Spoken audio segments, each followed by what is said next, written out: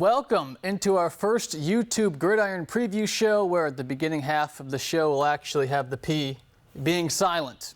During the football season, it's easy to get lost in the sauce, so to speak. So each Wednesday, we'll review how the previous week of high school went, and then we'll preview what games are upcoming on the docket. So without further ado, let's dive in. The Kirksville Tigers traveled to Macon for their Week 1 opener. It was the long-anticipated debut of former Truman State University football coach turned Kirksville High School football coach Greg Nesbitt. And boy, what a debut it was. Kirksville got things rolling early with senior running back Jace Kent. When Macon got the ball, it was tough to do anything with this big man patrolling the field, Andrew Williams. That senior-led defensive line made running impossible. And when it came to passing, it was more of the same. Grayson Hauser plucks it out of midair. Kirksville pitches a shutout in Coach Nesbitt's debut to move to 1-0, both coaches on their team's performance. It was solid for certain. I thought, in particular, the kicking game was probably the best of the three. I thought for the first game out, the guys were fairly organized and did a pretty good job in that area. And any time you pitch a shutout, that's a good day. And any time you don't turn the football over, that's a good day. So all in all, a good solid start for the Tigers.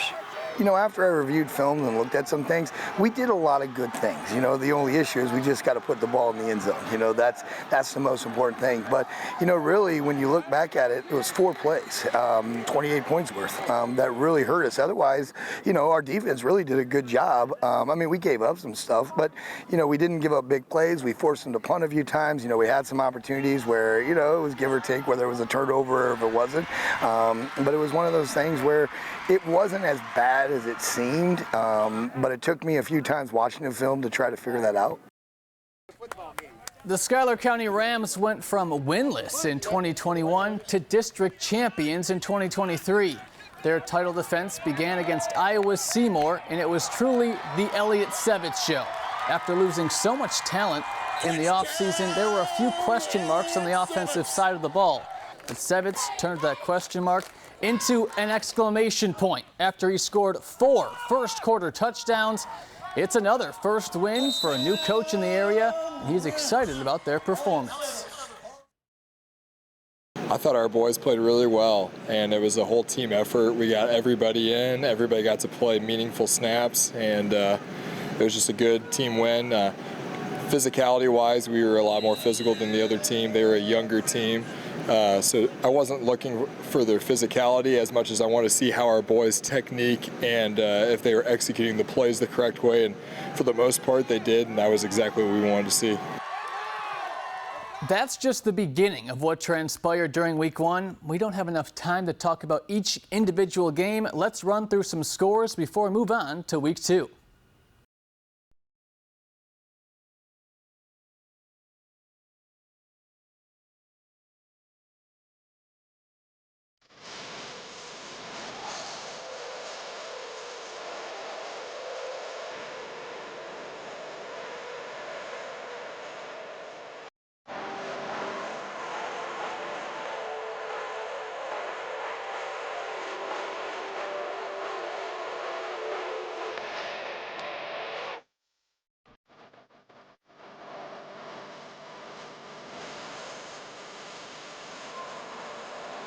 Welcome back to our KTVO Gridiron preview show. If you want to see more Week 1 highlights, you can find all the games we were at on KTVO.com under Gridiron Lights. We begin our preview in Ottumwa because they're not waiting until Friday to flex their muscles again. They'll be on the road facing Des Moines Roosevelt on Thursday night. Both teams scored north of 30 points in their season debut while holding their opponents to less than 30. Another interesting fact, those stats you see are not a mistake. The teams totaled 13 pass attempts, and it was just to keep the opposing defenses honest. The Bulldogs and Rough Riders grounded and pounded the rock all game long, and Ottumwa knows that's where their defense begins.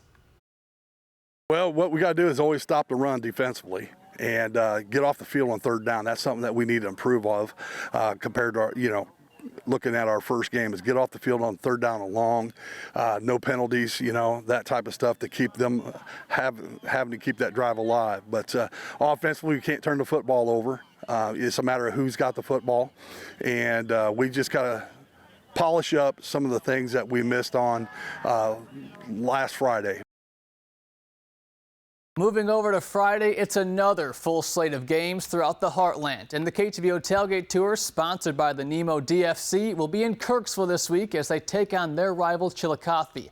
If we're going to base this game on history, well, it's the Tigers' turn to win. You see, in their last 6 meetings, each team has taken back and forth games. So in theory, after the Hornets won last season, well, you can fill in the rest. But not so fast, because Coach Nez thinks this is one of their toughest opponents. It starts with jersey number 10 for him. He's a collegiate athlete.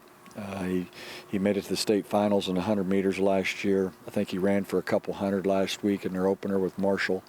Probably had another 100 called back in penalties that I'm certain they're trying to correct. He's an exceptional talent, 4.0 student, so he's a good kid, good citizen, good player.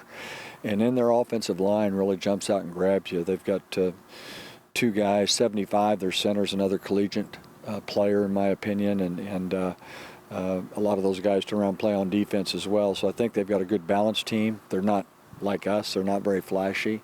They're going to be tremendously physical, and the whole key will be our ability to control the run game. Either us slowing down 10, you're not going to stop him, but slowing him down, then our ability to run it a little bit as well against a really good Chillicothe front. Kickoff to the game begins at 7, but the KTVO Tailgate Tour will be there hours beforehand. Matthew Gunn, you'll be there. Tell us what the weather should be like come this Friday. Well, as everybody can see, as of right now, it looks to be a fantastic night for Friday Night Football, not only at Kirksville, but for surrounding communities. We're seeing plenty of sunshine, clear skies, so pretty much what we're seeing right now over the past several days. And temperatures, yes, dropping down to the upper 50s by the time those games are ending Friday night. So you may need the long sleeves, but then we have college football returning once again on Saturday. Truman State kicks off their season here in town. Once again, plenty of sunshine. Temperatures will be into the 60s and 70s as they're taking on the University of Findlay. But a big game that is pretty much something that is close to my heart. Iowa and Iowa State face off at Kinnick Stadium up in Iowa City on Saturday afternoon. Kickoff is at 2:30 on KTVO CBS. Plenty of sunshine. Temperatures throughout that game will be into the mid to upper 60s. And then Mizzou takes on Buffalo once again at Farrow Field at Memorial Stadium in Columbia. Saturday night, once again, very ideal conditions for football. Saturday night, plenty of sunshine, give way to clear skies. Temperatures as that game wraps up, likely into the low to mid 50s down at Columbia. So, yes, we're looking at gorgeous weather, Chris. Friday night, I'll be at the KTVO Tailgate Tour this week. I know you missed me last week. I was on vacation. But, yes, come on out and say hi to myself, Chris, and the rest of the KTVO gang that'll be out at Kirksville. I'm actually going to be at that Mizzou game with Nick Todorovich. So Well, you got some nice weather, and I'll be watching the Iowa State game pretty closely. Like I told people earlier today, I won't divulge my prediction until later this week because I have, hands in both baskets. Exactly. This is why no one stands next to Matt, by the way. The height discrepancy is now on full display. Well, thank you, Matt. The football madness continues. 13 of our 30 area schools will be hosting a football game this Friday night. Milan made it to the Final Four in state a year ago and are hoping to repeat that effort. Both Shelbys will be home as North looks for win number 1, while South looks to remain unbeaten.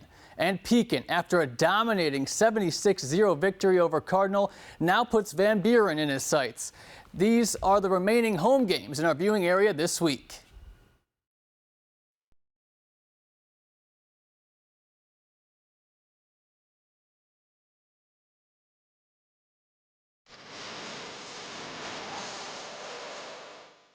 We're only 1 week into the high school football season. The year isn't lost because week 1 didn't go a team's way. It only makes week 2's game more important. Well, that does it for this week's preview. Make sure you turn into KTVO's Gridiron Lights Friday nights at 10:15.